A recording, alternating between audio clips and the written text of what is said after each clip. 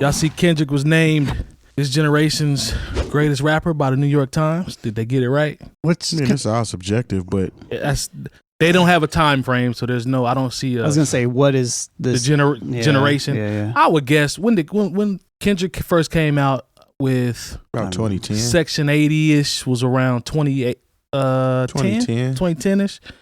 So if we were to go from 2010 to now, right, past 12 years essentially. Yeah, we just say that.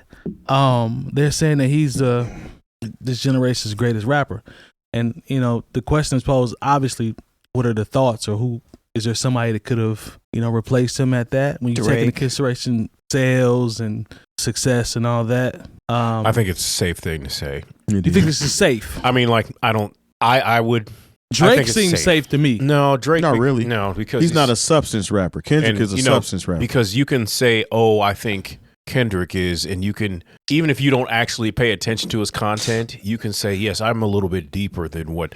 Because a lot of times people have such bad taste in music, right? That they want to point to this one particular thing that they like, even if they're not actually particularly schooled on what the music is about. And they can say, I nothing against Adele, but I think that's why that leads into a lot of why she wins so many Grammys, is because her music is really good, and it's not up for debate whether or not her music is good or not. I agree with that. So, it's easy for people to say, "Oh no, I have good taste in music. I like Adele." Yeah. Just like it's for someone to say, "Oh, I like hip hop. I like Kendrick Lamar." Mm-hmm. And it's not that those people aren't always sincere, but sometimes they're just not. They don't actually listen to the music. They can't actually tell you the subject matter or break down the meaning behind some of these songs, but it does make them seem like they're somewhat serious about music to certain people.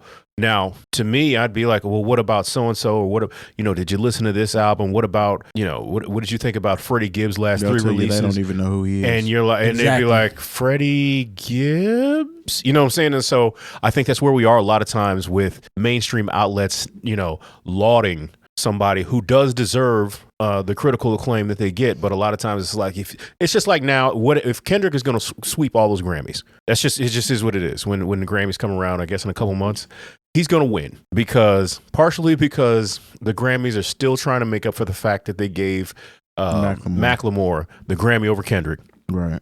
And once you get into that space where like, okay, this is the guy, we're going to make sure that he wins and he's on stage, because it's about our credibility, not about us actually listening to the music and understanding what it's about.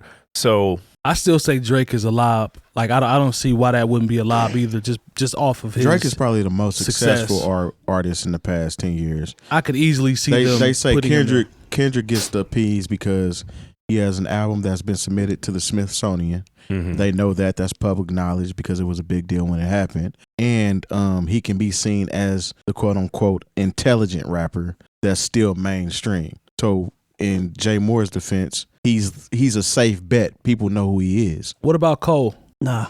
No. Don't have enough heat. Cole has a fan base, but it's not the same as Kendrick. Kendrick was the executive producer for Black Panther's soundtrack. That's true. You know what I'm saying? Which was a heavily awarded Marvel movie.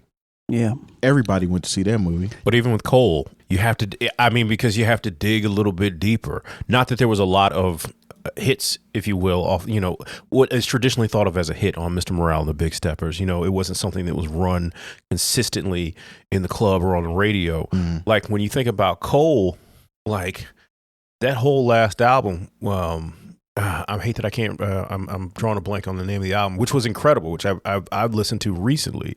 He doesn't.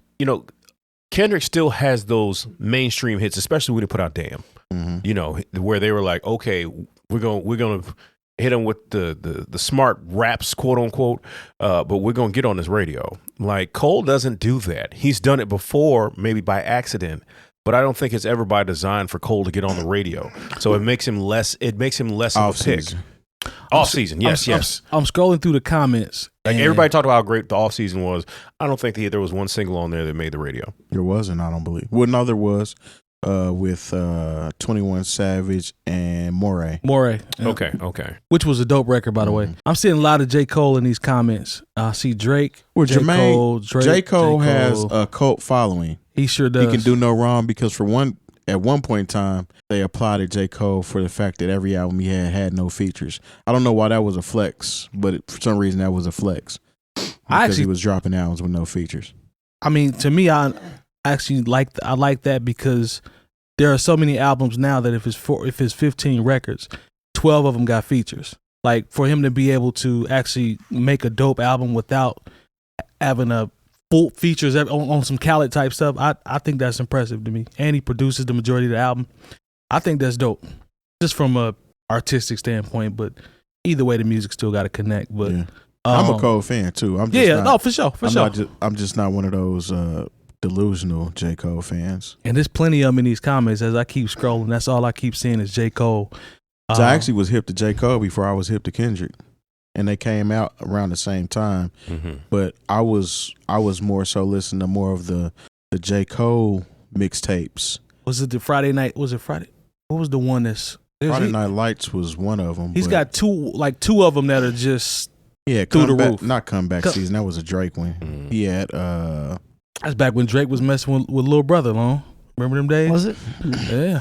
I didn't really get hip to Drake till a little bit later, but I feel like out of everything, I feel like Kendrick probably deserves that title.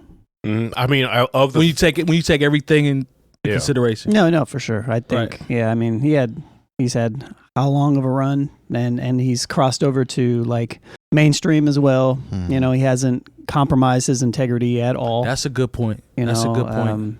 So not very many people can say that they're in the hip hop realm and they haven't compromised who they are to become successable. Because with Kendrick, to your point, and we all are talking about his consistency. Unless that's just who they are, right? And his longevity. But if you look at Kendrick Lamar, he's one of the few people that I can say, from what I've heard, I haven't heard him miss yet. He hasn't missed. Now some are better than others, but that's just inherently what it's gonna be. You know what I mean? Like that's what every artist. He hadn't missed yet. You think so?